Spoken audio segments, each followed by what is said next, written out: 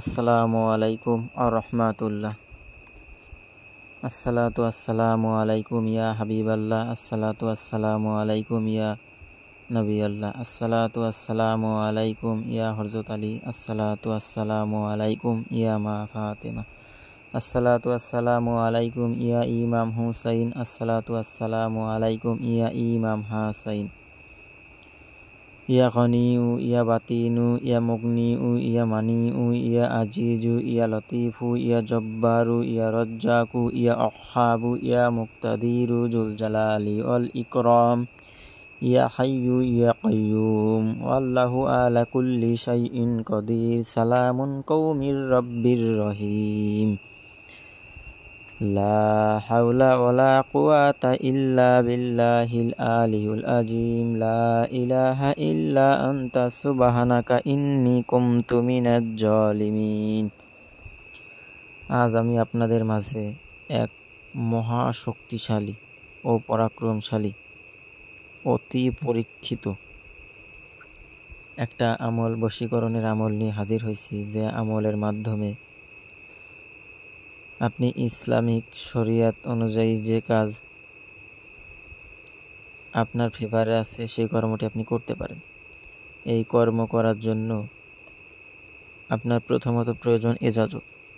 আপনি ইজাজত নিয়ে আমলটি করেন, অবশ্যই আপনি আমলে কামিয়াবি হবেন। এই আমলটি কিভাবে করবেন? আমলটি করার জন্য প্রয়োজন আপনার 60টা দিন সময়। আপনি যখন ফ্রি থাকবেন 60টা দিন কাজে লাগাইতে পারেন, ইনশাল্লাহ আপনি অবশ্যই আমলে কামিয়াবি হবেন। এই আমলটি করার জন্য যে কোনো রবিবার, সোমবার, বুধবার বা শুক্রবার আপনি আমলটি করতে পারেন। এই আমলটি করার জন্য আপনি ধরেন আজকে রবিবার, আপনি রবিবারে যদি আমল করেন, রবিবার ফজরের নামাজ পড়ে আপনি সালাম ফিরাইয়া কারোর সাথে কথা না বলে আপনি সূরা রহমানের 33, 34, 35, 36 নম্বর আয়াতটি একবার তেলাওয়াত করবেন। এইভাবে ইয়া মাশারাল জিন্নি ওয়াল ইনসি ইন সাতাতুম আন তানফুযু মিন আকতারিস সামাওয়াতি ওয়াল আরদি ফানফুযু লা তানফুযু ইল্লা বিসুলতান ফাবিআইয়ি আলাই রাব্বিকুমা তুকাজ্জিবান। ইউসালু আলাইকুম শুওয়াজুম মিন নারিন নুহাসুম ফালা তাসিরান ফাবিআইয়ি আলাই রাব্বিকুমা তুকাজ্জিবান। এই হলো আপনি একবার তেলাওয়াত করলেন। একবার তেলাওয়াত করে আপনি এভাবে বলবেন, হে এই কালামের উপর নিয়োজিত মুয়াক্কিল ফেরেশতাগণ, আপনারা আল্লাহর আদেশে অমুক জেলা, অমুক থানা, অমুক গ্রামের পিতা অমুক ও মাতা অমুকের কন্যা অমুককে আমার প্রেমের পাগল দেওয়ানা করে একান্ত অনুগত ও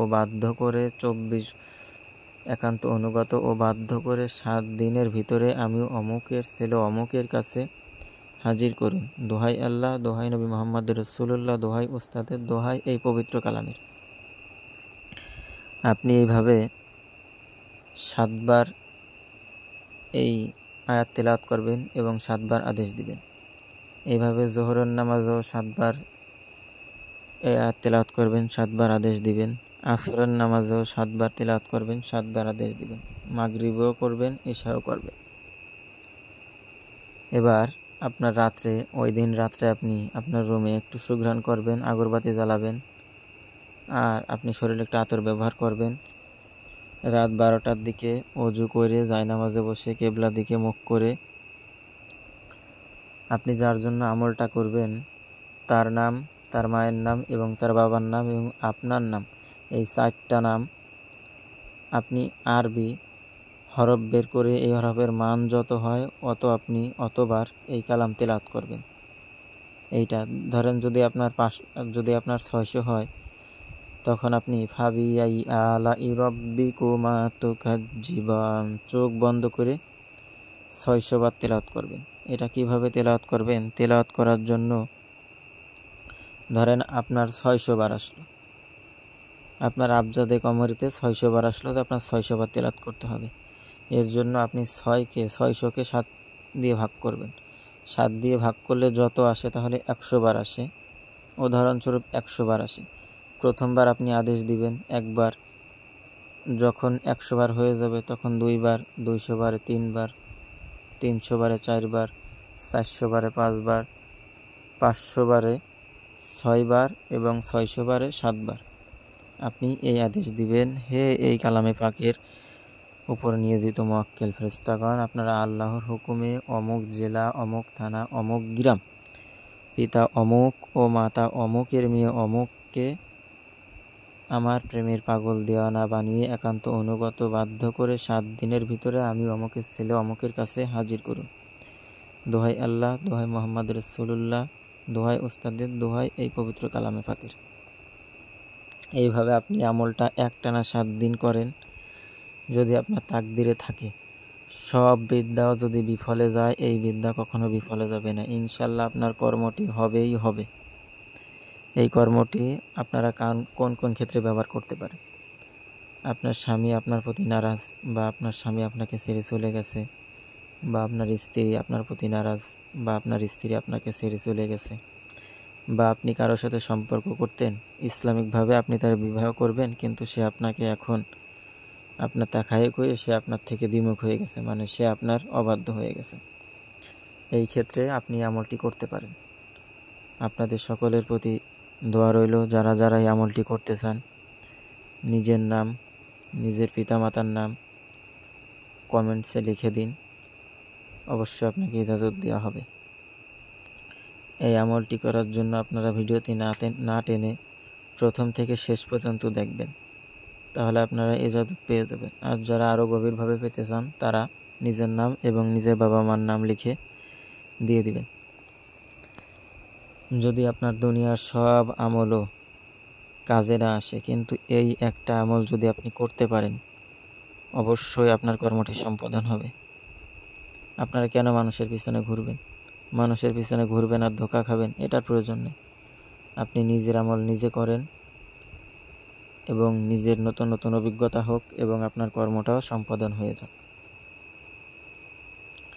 যারা তান্ত্রিক কবিরাজ এই আমলটা করতে চান, তারা খাসভাবে ইজাজত নিয়ে আপনি আমলটা করবেন। ইজাজতের জন্য নিজের নাম এবং নিজের বাবা মার নাম লিখে দিবেন, ইজাজত দেওয়া হবে।